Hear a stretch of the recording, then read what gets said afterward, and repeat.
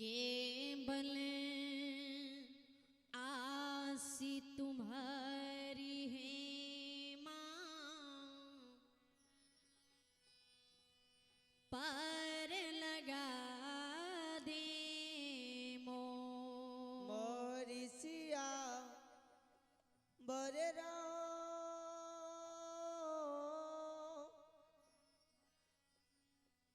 में चंद्र श्री शंकर जी उमा दुर्गे दुर्गति दूर करो,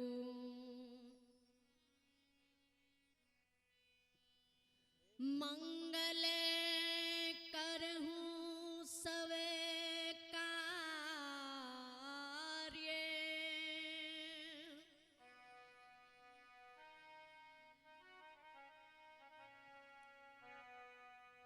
मन मंदिर उज्ज्वल करो,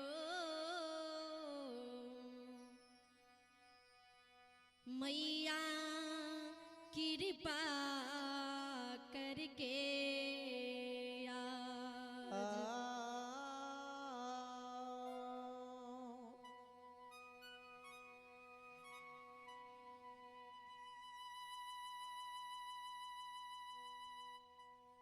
प्रेम से बोलिए मैया भगवती मेहरामी की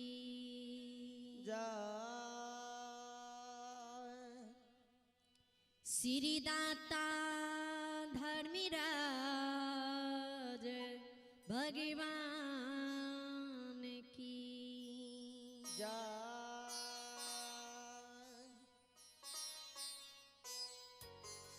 तो आज ही बड़ी भाग की बात है, बड़ी सोम की दिन है, बड़ी हर्ष की बात है। जितना देवी देवता हैं 56 रोटन देवी देवता मुनि महात्मा के चरणों में मेरा क्रोटन प्रणाम है।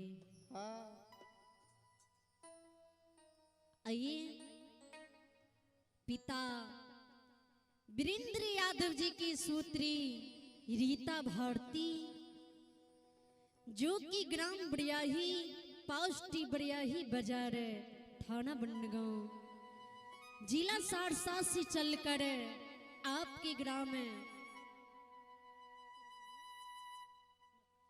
मछुआ आई हुई है।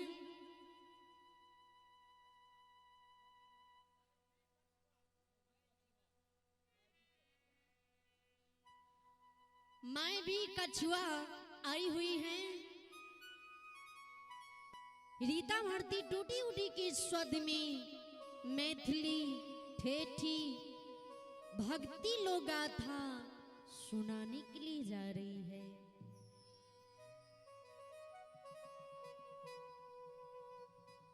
आज इस पावन पवित्र नंद नगरी ग्राम की माता एवं बहनों, दोस्तों, बुजुर्गों, साथियों, बच्ची एवं बच्चियों की गंगा रूपी चरणों में रीता भारती की ओर से, समस्त साथियों की ओर से, समस्त मंडली की ओर से क्रोटी क्रोटी नमन है।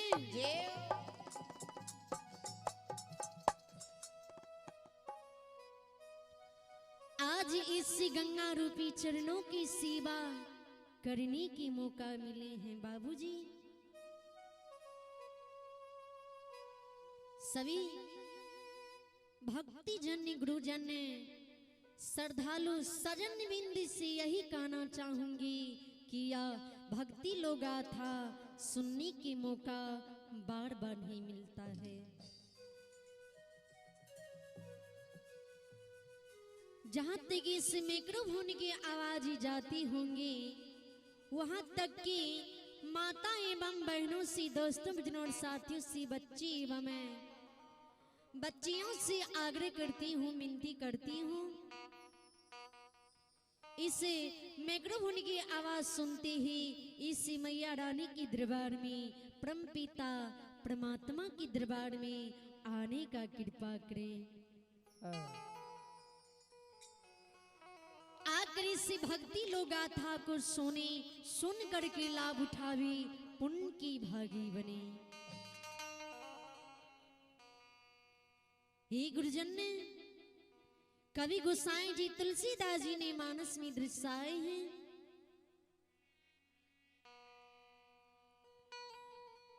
जब तलक रहेगी जिंदगी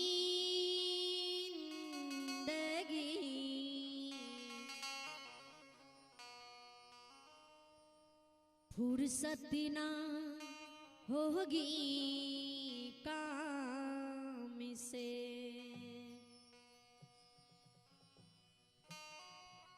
थोड़ा थोड़ा समय निकालिए,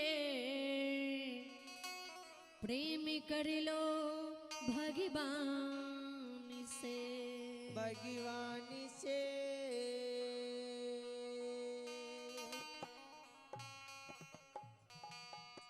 जब तलक रहेगी जिंदगी फुर्सती ना होगी काम से, थोड़ा समय निकालिए ए माने बाबू, प्रेम कर लो भगवान से।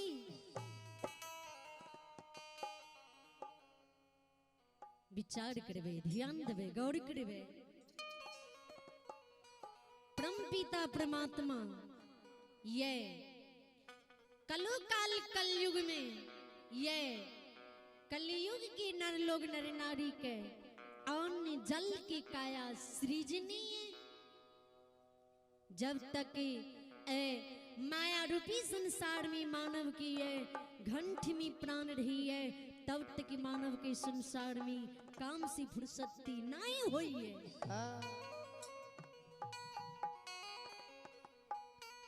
के लेल उपस्थिति भगवान की दरबार में जत्ती के बाबू ही या माँ भने बच्चा और बुजुर्ग लोग आब की बैसल छलिए।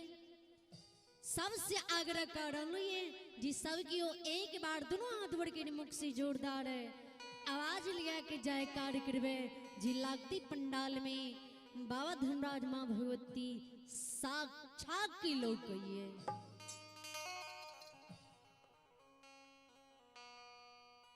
बोल बोल मैया भगवती महारानी की जय। श्री देवदाता धुनाज की जय। उमापति महादेव की जय। मैया पार्वती की जय। श्री रामचंद्र की जय। मुरली मनोहर की सलाल कन्हैया की जय। माँ सरस्वती की जय। वीर हनुमान की अपने अपने गुरु महाराज की अपने अपने माता पिता की बाबा डिहवार की सकले समाज की जय जय श्री सीताराम। सीताराम।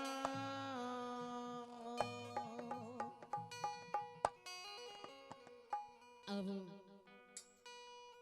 सबसे पहले एक माँ भगवती झूमर सुनाने की प्रयास करी छी।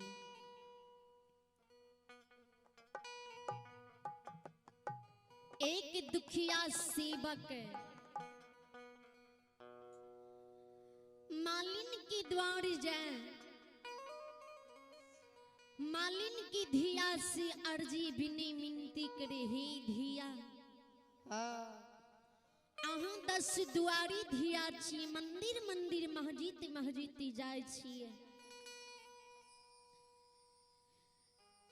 लेकिन माँ भगवती लागे हमरा से रूठ की बहुत दूर चल गेल छे। माँ भगवती माँ भवानी के या यहाँ हमरा वर्णन सुना दिया जी कौन रूप में माँ भगवती है, कोना ये संसार में सेवक की उद्धार करिए। हे धिया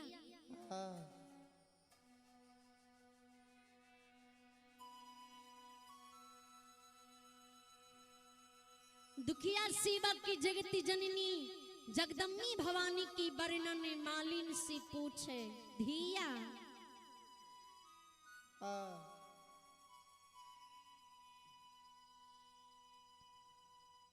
कोने रंग छालई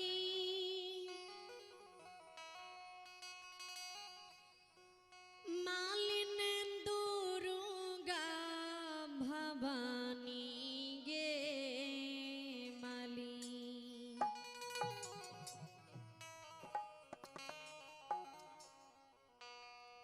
मालिन कौने रंग छाल सातो बहिनियों गे माली। मालिन कौने रंग छाल सातो बहिनियों गे माली। कौने रंग छाल मालिन दुर्गा भवानी गे माली।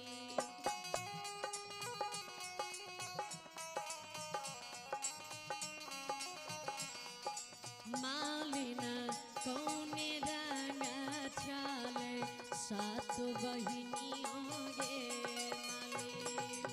मालिन कौने रंग छाल सात बहिनियों गे माली। कौने रंग चले मालिन दुर्गे भवानी ये नाम। हे मालिन दुर्गे भवानी ये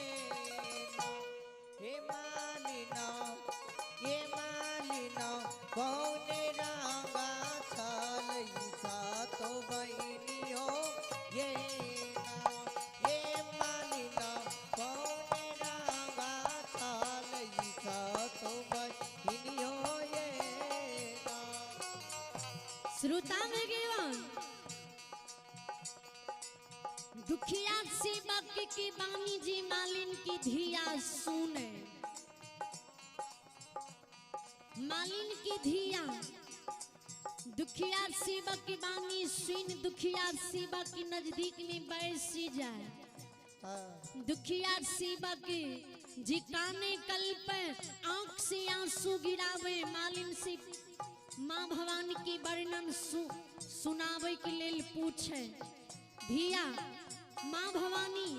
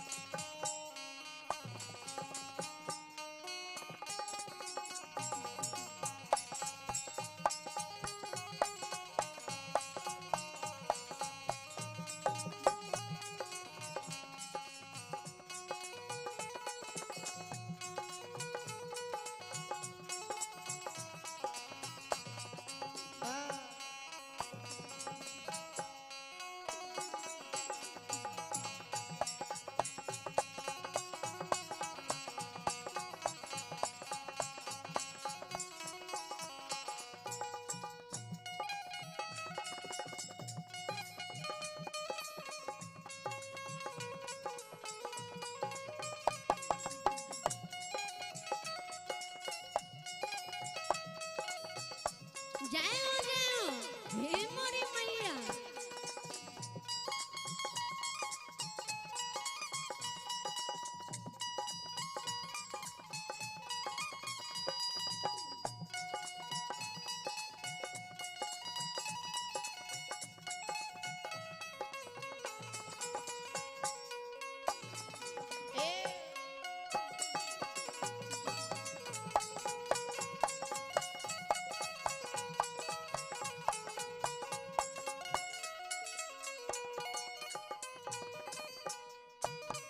श्रोता भगवान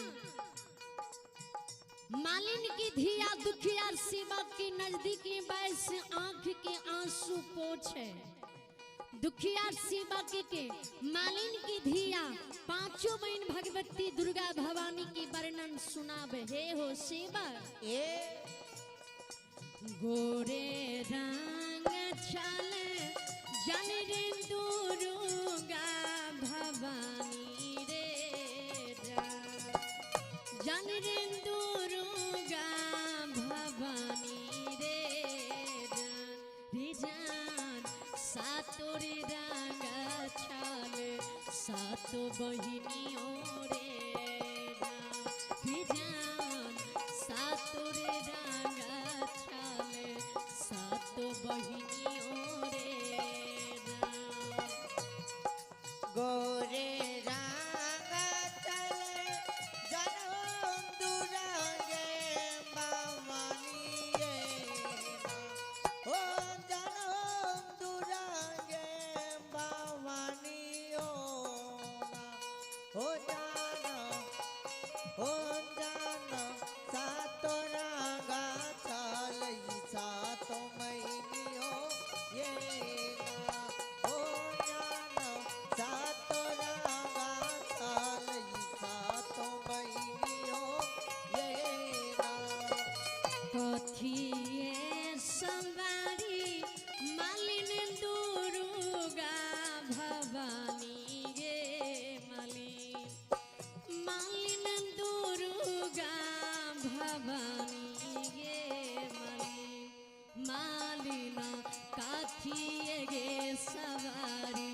सातो बहिनियों गे मालिना काठिए गे सवारी सातो बहिनियों गे काठिए सवारा मालिना दुरांगे भवानी ये मालिना दुरांगे भवानी हे मालिना काटिए सवारा सातो बहिनियों ये मालिना काटिए सवारा सातो बहिनियों ये श्रोता में गेवा सेवक कहे माँ कथी पर सवार भाके आवैये मालिन सेवा की बानी सुन सेवा के कहे हो दुखिया ए बाघवा सवारी जन रे दुर्गा भवानी रे ये जन रे दुर्गा भवानी रे जान डोलिया रे सवारी सातो बहिनियों रे जान डोलिया रे सवारी सातो बहिनियों रे बागावा सवारा जनम दुरांगे भवानी ये ओ जनम दुरांगे भवानी ओ जानो डोलिया ये सवारा सातो महीनियों ये ओ देवा डोलिया ये सवारा सातो महीनियों ये कहाँ माँ बसैबे मालिन दुर्गा भवानी गे मालिन दुर्गा भवानी के गे मालिना कहाँ मागे बसेबे सातो बहिनियों गे अहाँ सबके बीचे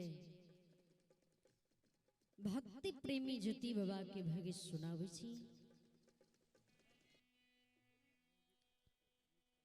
जे ज्योति बाबा जी या समय में या वीर बखत में दाव की चुक में चुक गिल रे भगवान कंचन काया तोड़ के कोई कुष्ट बने न रहे जेव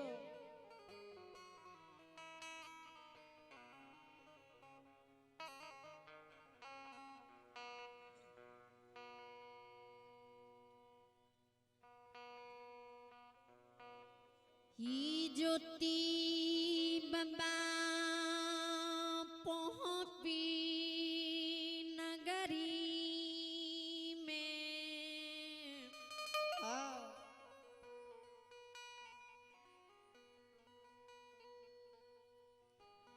मांद बुढ़िया के लग में बैस क कौन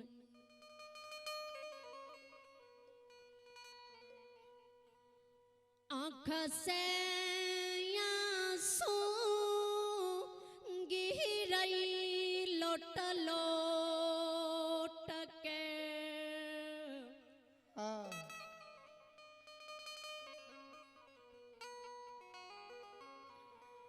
माँ धर्मत्मा लग में कौन ओ परिमात्मा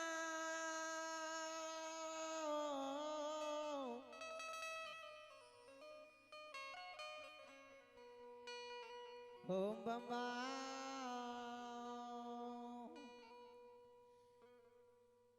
जारी बिजारी कानी मोक्सी बोली जुती बाबा माँ से जवाब करे हे गंगा रूपी माँ जेव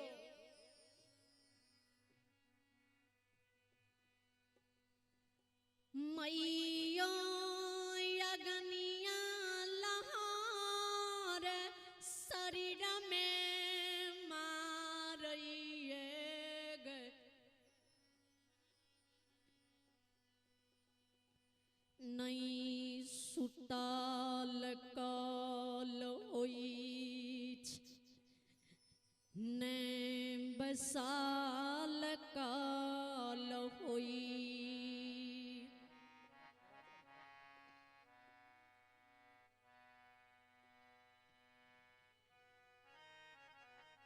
जिना के लागे है भगवान याब हमरा ये पोपी नगरी में रहे ले नहीं दते हाँ क्या दिल्ली जाए के नाम जब मान ले छियाऊ ने हे गे ए शरीर के अग्निया लहर मतहजा भ जाय छै जब ये पोपी में रहे के मोह माया हमरा घेरई है जाए एन सुंदर पोपी नगरी के माँ बुढ़िया के छोड़ के पोपी की सौर समाज के छोड़ के हम किदली बोन के ना जाब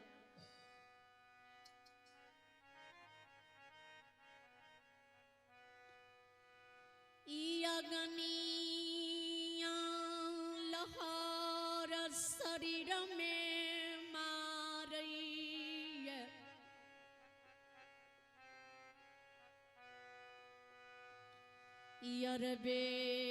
यरबे फुका शरीर में हुई फुका फूट जाई लहू पीज के पमार शरीर से बही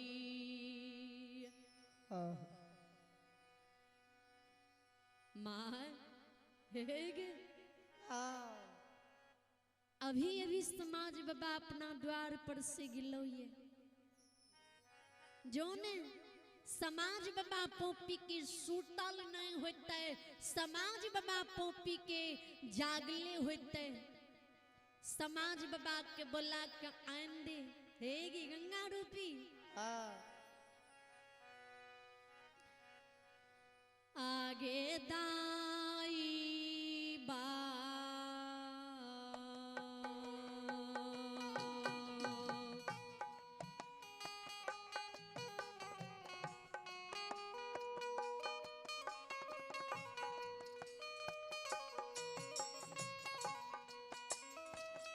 मैयो दाई बा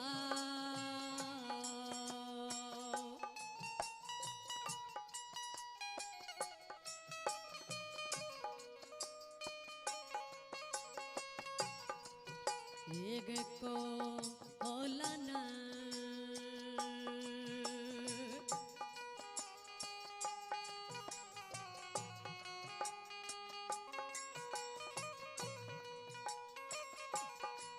आगे लाखे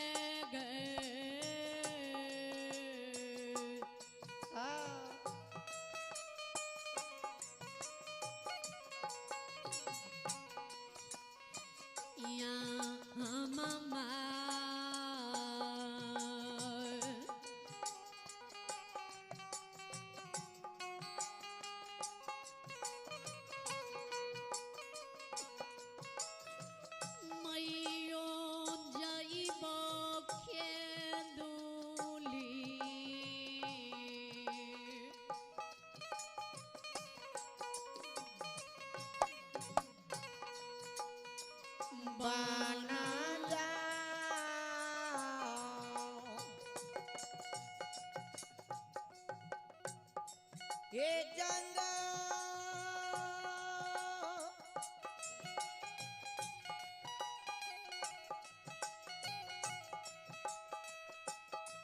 ये यममा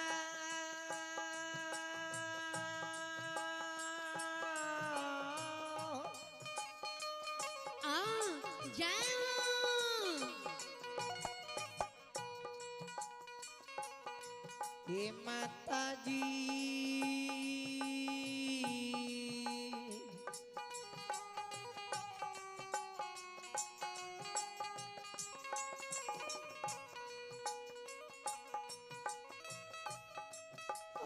आंगनदाई बाके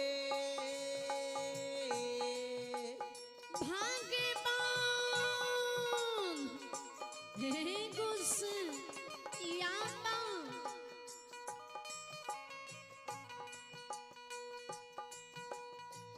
ए गैया मगदाई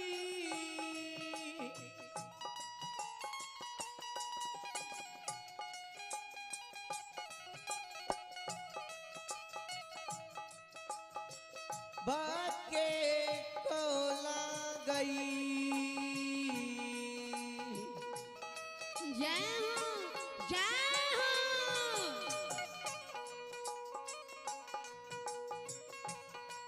अपूरई लेंगे हम मगे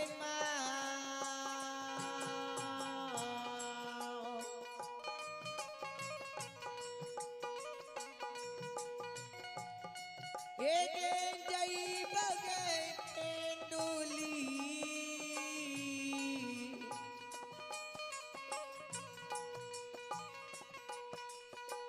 बन गई ये जंगा